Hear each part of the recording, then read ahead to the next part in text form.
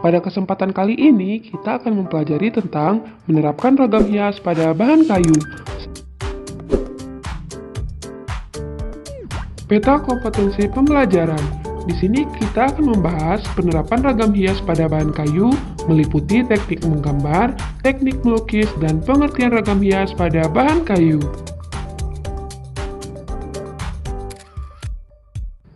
Tujuan pembelajaran yang harus dicapai siswa adalah sebagai berikut ini.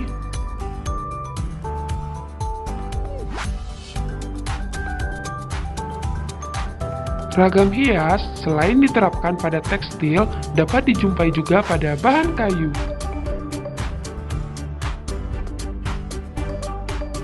Setiap etnis di Indonesia memiliki ragam hias pada kayu seperti pada kursi, tempat tidur, meja, dan benda kayu lainnya.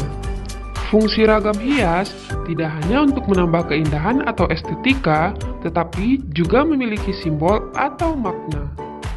Selain pada gambar berikut, di mana lagi Anda dapat menjumpai bentuk ragam hias pada bahan kayu? Penerapan ragam hias pada bahan kayu. Sejak masa lampau, kayu digunakan untuk membuat perabot rumah tangga, misalnya kursi, lemari, dan peti, dan bagian bangunan, misalnya tiang, pintu, dan jendela. Banyak perabot kayu atau bagian bangunan tersebut diberi sentuhan ragam hias. Motif hias yang digunakan berupa motif tumbuhan, binatang, figuratif, dan geometris, atau gabungan dari motif-motif tersebut. Teknik penerapannya dapat dilakukan dengan mengukir atau teknik menggambar, atau juga gabungan dari keduanya. Selain digunakan sebagai hiasan, ada ragam hias pada benda-benda tersebut yang juga memiliki nilai simbolis terkait dengan kepercayaan atau agama. Beberapa daerah di Indonesia seperti Jawa, Sumatera, Kalimantan, Bali, Sulawesi, dan Papua memiliki ragam hias yang khas pada bahan kayu. Contoh penerapan ragam hias. Ragam hias diterapkan pada permukaan bahan kayu yang berbentuk bidang 2 dan 3 dimensi. Penerapan ragam hias pada bahan kayu ini dilakukan dengan menggambar atau mengukir. Penerapan ragam hias pada bahan kayu juga terdapat pada benda-benda seni kerajinan daerah seperti tameng dan topeng. Ragam hias ini dikerjakan dengan cara digambar kemudian diberi warna. Teknik penerapan ragam hias pada bahan kayu. Penerapan ragam hias pada bahan kayu dapat dilakukan dengan cara mengukir dan menggambar atau gabungan keduanya. Mengukir dalam hal ini adalah membentuk tonjolan dan cekungan berbentuk ragam hias tertentu pada permukaan kayu dengan menggunakan alat pahat. Alat untuk mengukir ragam hias di atas bahan kayu. Alat utama untuk mengukir adalah pahat dan pemukul. Ada dua jenis mata pahat, yaitu mata pahat mendatar dan mata pahat melengkung.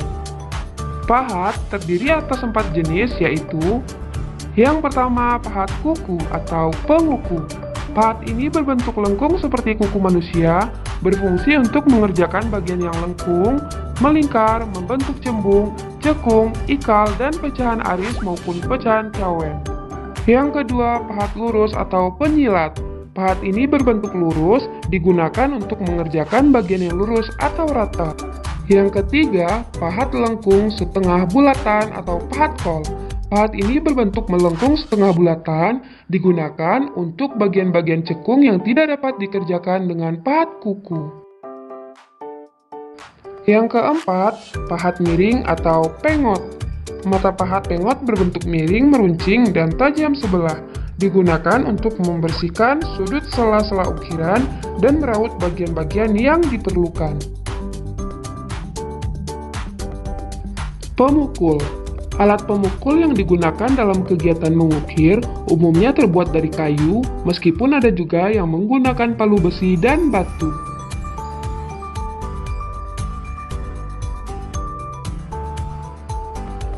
Yang kedua, menggambar ragam hias ukiran. Prosedur mengukir ragam hias pada bahan kayu adalah sebagai berikut.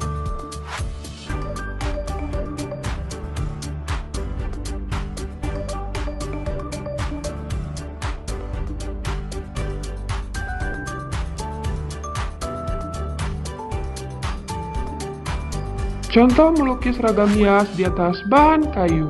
Yang pertama, siapkan bahan dan alat melukis.